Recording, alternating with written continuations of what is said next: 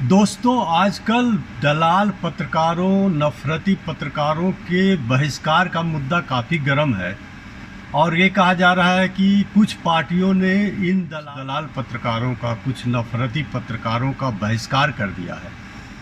मैं तो मानता हूं कि इनका बहिष्कार बिल्कुल सही है और इनका बहिष्कार तो विपक्षी पार्टियों को क्या, मोदी सरकार को खुद करना चाहिए, क्योंकि ये वैसे पत्रकार हैं जो समाज में नफ़रत का बीज बोते हैं, समाज में जो भाईचारा है उसको ख़त्म करते हैं। आपस में हिंदू मुस्लिम या और मुद्दों के नाम पर मंदिर मस्जिद, इस तरह से जो फालतू के मुद्दे हैं जिनका कि हमारे जीवन से, हमारी समस्याओं से कोई मतलब नहीं है, उन मुद्दों को लेकर लोगों को लड़वाते हैं और समाज में मतभेद पैदा करते हैं, समाज को विभाजित करने का काम करते हैं। ऐसे पत्रकारों का बहिष्कार केवल विपक्ष को नहीं करना चाहिए, बल्कि खुद सरकार को आगे आकर इनका बहिष्कार करना चाहिए और इनके खिलाफ कार्रवाई करनी चाहिए कि किस तरह से समाज को पीछे की ओर धकेल रहे हैं। और मैं कहता हूं, क्यों, आखिर सरकार को क्यों करना चाहिए बहिष्कार, या सरकार को क्यों कार्रवाई करनी चाहिए? क्योंकि अभी तो सरकार को लग सकता है कि ये हमारा ही काम कर रहे हैं, इसलिए सरकार को इन पे कार्रवाई इसलिए भी करनी चाहिए। जो सरकार की योजनाएं हैं, जो सरकार के काम हैं, उनके बारे में लोगों को जानकारी देने का काम मीडिया का होता है। लेकिन क्या ये जो मीडिया है, जिसको मोदी मीडिया या गोदी मीडिया कहा जाता है और जिसको लेकर सरकार बहुत खुश रहती है कि ये हमारा काम कर रहे हैं, तो क्या ये सरकार का काम कर रहे हैं? सरकार की योजनाओं को लोगों तक पहुंचा रहे हैं, उनकी जानकारी दे रहे हैं लोगों को, या उन जानकारियों को किसी न किसी तरीके से लोगों तक पहुंचने से रोक रहे हैं? उदाहरण देता हूं कि अगर आप मोदी भक्त, जो मोदी सरकार के बहुत ही ज़्यादा भक्त हैं, जो दिन रात मोदी सरकार की तारीफ में लगे रहते हैं, उनसे अगर पूछा जाए कि आप मोदी सरकार के 10 साल में जो लोगों के कल्याण के लिए जो ज़मीनी काम हुए हैं, जो जिससे गांव के लोगों का, जिससे शहर के गरीबों का भला होता है, वैसे काम की अगर सूची मांगे, एक भी काम, मैं कहता हूँ एक भी काम कोई जो मोदी के बहुत बड़े भक्त मानते हैं अपने को या बताते हैं, उनसे पूछिए कि आप मोदी सरकार के 10 साल में 2-4 काम बताओ, तो कोई नहीं बताएगा। फालतू के मुद्दे जो कि जिससे कोई मतलब नहीं है, वो खुद उनके लिए सरकार ने क्या किया है ये भी उनको पता नहीं है। तो मतलब कह रहे हैं कि आखिर ये जो मीडिया, जिसके बारे में सरकार कहती है या लोगों में धारणा है कि बहुत अच्छा काम कर रहे हैं, तो जब दिन रात मोदी सरकार की या मोदी करते रहते हैं या मोदी सरकार की वाहवाही करने में लगे हैं, तो आखिर मोदी सरकार ने जो अच्छे काम किए हैं उसके बारे में लोगों को क्यों नहीं पता है? कहीं न कहीं किसी योजना का उद्घाटन होता है, कोई योजना शुरू होती है, या अलग अलग मंत्रियों के द्वारा प्रेस कॉन्फ्रेंस किया जाता है। क्या आपने कभी किसी मंत्री का प्रेस कॉन्फ्रेंस देखा है?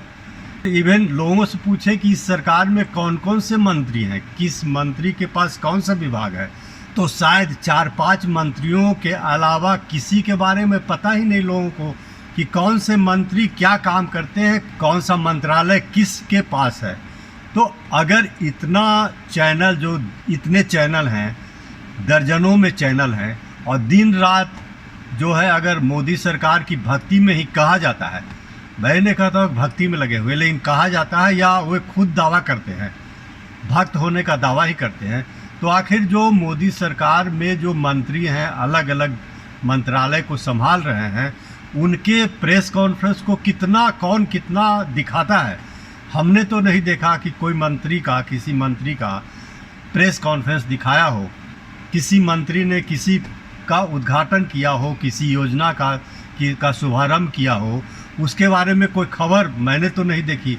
आपने देखी हो तो बता सकते हैं।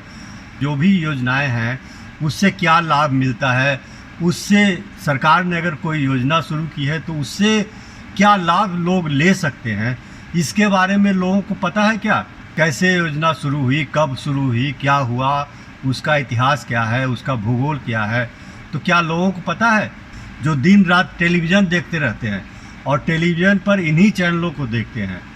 तो क्या वही लोग बता सकते हैं कि सरकार ने पिछले 10 साल में जो मेन काम है, जो मुख्य काम है, जिससे उन्हीं का खुद का जीवन में कुछ सुधार आया हो, उसके बारे में क्या वो बता सकते हैं? मुझे लगता है कि 10 में से शायद एक होगा जो कि बता सकता है, और वो भी व्हाट्सएप पे जो प्राप्त ज्ञान है उसके आधार पे, जो चैनलों के द्वारा जो ज्ञान दिया जाता है, जो नफरती बातें बताई जाती है, उसके उन चैनलों के जरिए तो शायद ही किसी ने एक भी योजना के बारे में उनको पता होगा।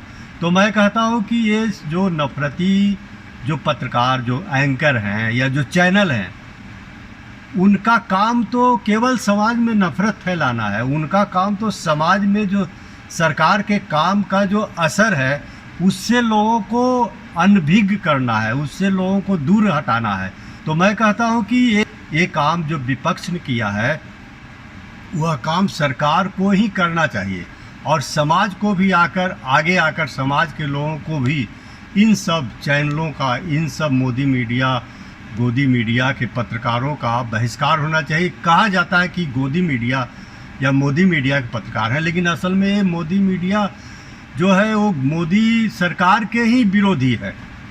अगर देखा जाए लॉन्ग टर्म में उसका असर देखिएगा, चुनाव में किन मुद्दों पे चुनाव होता है? चुनाव तो होना चाहिए सरकार ने जो काम की है उस पर होना चाहिए, ना कि हिंदू मुसलमान या ना कि कोई भावनात्मक मुद्दे के आधार पर चुनाव होना चाहिए। अगर चुनाव में सरकार को भावनात्मक मुद्दे उठाने की ज़रूरत पड़ती है, इसका मतलब सरकार ने जो काम किया उसके बारे में लोगों तक कोई जानकारी पहुंची ही नहीं। तो यह सरकार की विफलता है, और इसके लिए, इस विफलता के लिए जिम्मेदार कौन है? जिम्मेदार तो वही है जो कि चैनल, बड़े बड़े चैनल के एंकर बने हुए हैं, बड़े बड़े चैनल के पत्रकार बने हुए हैं, जिनका काम सरकार के कामों के बारे में लोगों को जानकारी देना होता है। वे पत्रकार लोगों को सरकार के कामों की जानकारी देने के बजाय लोगों को झूठे मुद्दे में, फालतू मुद्दे में, नफरत फैलाने वाले मुद्दे में उलझाए रखते हैं।